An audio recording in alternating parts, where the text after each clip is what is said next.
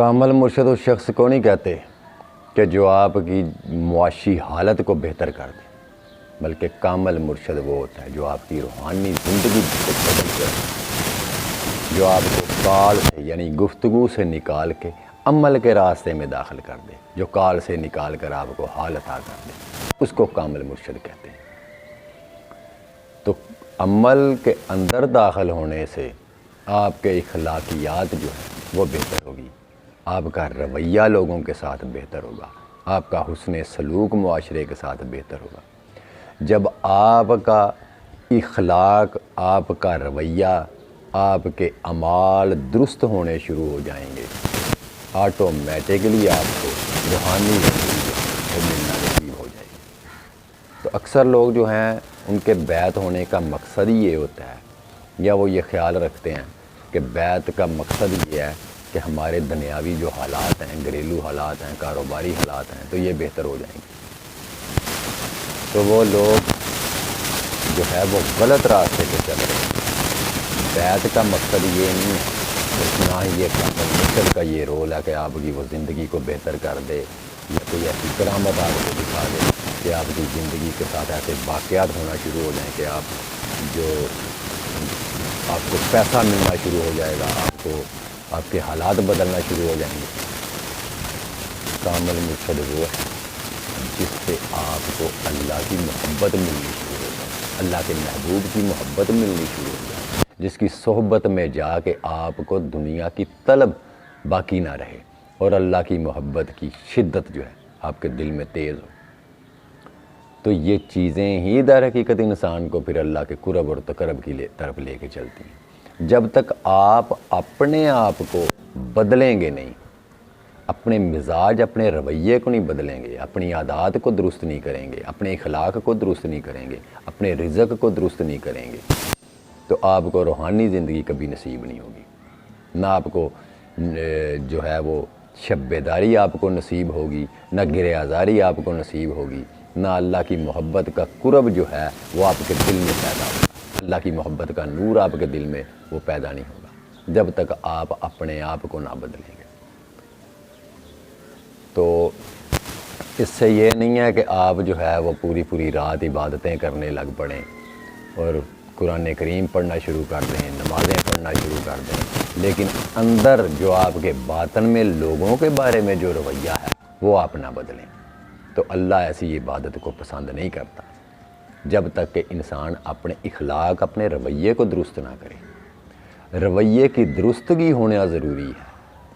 مگر نہ اللہ کی ذات تو قرآن کریم میں فرماتی ہے کہ میں تمہارے ہر طرح کے مکر کو بھی جانتا ہوں۔ تو آپ اللہ کو کسی معاملے میں دھوکہ نہیں دے سکتے کہ آپ اپنے آپ کو، یا اپنا ظاہر تو آپ نے بڑا برگزیدہ والا رکھا ہوا ہے، لیکن آپ کا باطن جو ہے وہ بدبودار اور سیاہ ہے۔ یہ تو پھر اسی طرح ہے جیسا کہ بغلہ جو ہے وہ باہر سے تو سفید ہوتا ہے،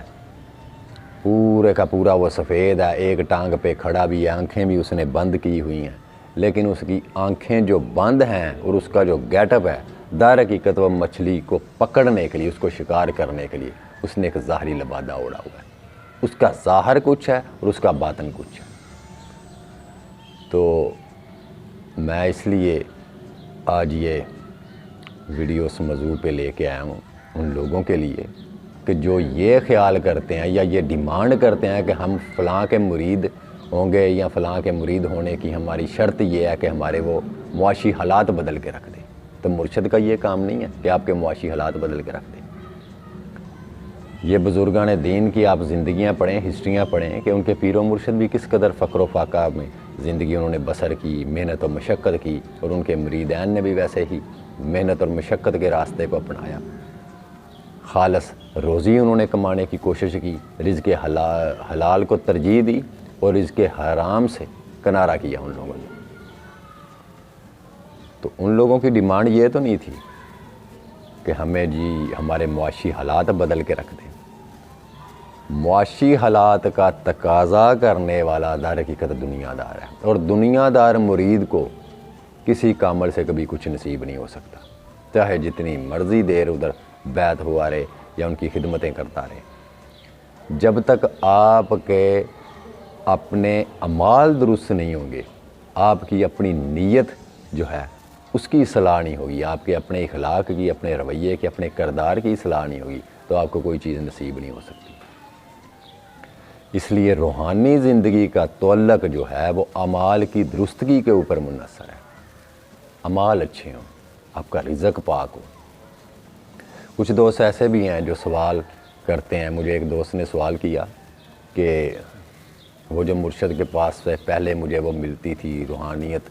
یا وہ چیزیں جو تھیں اب وہ ختم ہو گئی ہیں، تو اس کے لیے میں کیا کروں؟ لیکن کیونکہ یہاں پہ آگے ایک مرشد ہی کسی مرید کی رہنمائی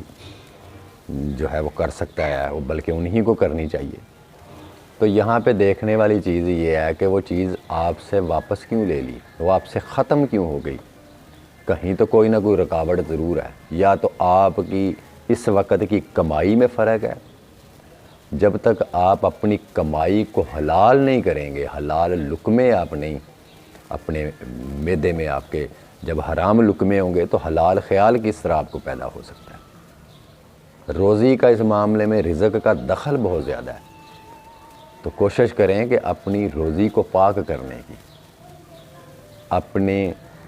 جو کمائی ہے آپ کی اس میں کوئی حرام کا لقمہ تو نہیں، کسی کے ساتھ ظلم اور زیادتی کا کوئی چیز تو نہیں اس میں شامل ہو گئی، کسی کا حق تو نہیں مارا آپ نے، یا اپنی جو محنت کی اس کا معاوضہ جو ہے وہ حلال طریقے سے آپ نے لیا، زیادتی تو نہیں کی کسی سے۔ اگر یہ چیزیں آپ کی درست ہیں، آپ اپنے اعمال میں درست ہیں، اپنی نیت میں درست ہیں، اپنے رویے میں اچھے ہیں، تو یہ کیسے ہو سکتا ہے کہ آپ کو وہ چیز ملی اور پھر آپ سے وہ چھین لی گئی؟ کیونکہ جہاں پہ رکاوٹ آتی ہے اس میں کوئی نہ کوئی انسان کا اپنا دخل ضرور ہوتا ہے، کہیں نہ کہیں کوئی کمی ضرور اس میں ہوتی ہے۔ تو اس لیے پیر و مرشد سے جو یہ لوگ دنیا داری مانگنے جاتے ہیں تو وہ اپنا بھی منہ کالا کرتے ہیں اور اپنے پیر کا بھی منہ کالا کرتے ہیں۔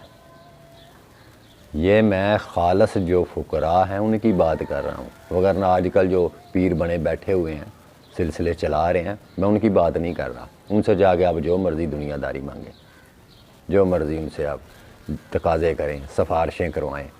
کہ آپ کی فلاں جگہ پہ اپروچ ہے تو میرا کام نہیں ہو رہا، وہ کام کروا دیں، وہ میری سفارش کروا دیں، وہ کریں گے بھی، کیونکہ وہ ان کے نزدیک آپ ان کے مرید نہیں، آپ ان کے کسٹمر ہو۔ اگر آپ کے معاشی حالات بہتر ہوں گے تو پیر صاحب کے بھی حالات معاشی بہتر ہوں گے۔ تو اس لیے جو خالص کامل مرشدین ہیں، میں کامل مرشد کی بات کر رہا ہوں، پیشہ ور مرشد کی نہیں، کامل مرشد سے جب بھی آپ مانگیں یا ان کے پاس جائیں تو اللہ کی محبت ان سے مانگیں، اللہ کے محبوب کی محبت مانگیں، کیونکہ جس بندے کو دنیا میں رہتے ہوئے اللہ کے محبوب کی اور اللہ کی محبت نصیب ہو گئی یا اس کو وہ چیز مل گئی، تو اس سے بڑے فضل کی اور اس سے بڑے کرم کی کوئی بات نہیں ہے۔ اس کو اور کیا چاہیے؟ جس کو اللہ کی ذات کی محبت مل گئی، اللہ کی ذات جس کو مل جائے، اس کو اور کیا چاہیے؟ تو اس لیے کامل مرشد وہ نہیں ہوتے کہ جو آپ کے معاشی حالات بدل کے رکھتے ہیں، کامل مرشد وہ ہوتا ہے جو آپ کی اخلاقی زندگی کو بدل کے رکھ دے، آپ کو روحانی زندگی میں ڈھال کر تقرب کے راستے پہ لے جائیں۔ تو یہ چیزیں جو ہیں یہ انہی کو عطا ہوتی ہیں جو اپنی نیت میں سچے ہوتے ہیں، اپنی طلب میں سچے ہوتے ہیں۔ جھوٹے مرید کو کبھی حق کا راستہ نصیب نہیں ہو سکتا، اور سچا مرید جو ہے اگر اپنے عمل میں سچا ہے، خالص ہے، تو اس کو منزل ایک نہ ایک دن ضرور مل کے رہتی ہے، چاہے اس کو 5 سال بعد ملے، 10 سال بعد ملے، بالآخر وہ اپنی منزل، اپنی مراد پا کے رہتا ہے۔ اللہ کی ذات کسی کا حق نہیں رکھتی۔ دعا میں یاد رکھیے گا۔ اللہ حافظ۔